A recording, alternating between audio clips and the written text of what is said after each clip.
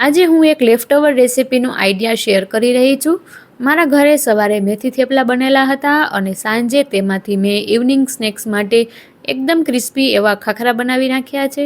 જો તમારે પહેલેથી જ ખાખરા બનાવવા હોય તો જે થેપલાનો નોર્મલ લોટ આપણે બાંધતા હોઈએ છીએ તે રીતે બનાવી લેવાનો અને એકદમ પાતળા એવા થેપલા વણવાના છે। પ્લેટની મદદથી એકદમ સરખા બધા આપણા થેપલા આપણે વણી લેવાના છે। હવે લોઢીની અંદર તેલ એડ કરી અને એકદમ ધીમા ગેસની ફ્લેમ ઉપર આપણે થેપલાને કૂક કરીશું। પાઉંભાજી સ્મેશર કે પછી વાટકાની મદદથી તેને પ્રેસ કરતા જઈશું અને થેપલાને ફેરવતા જઈશું।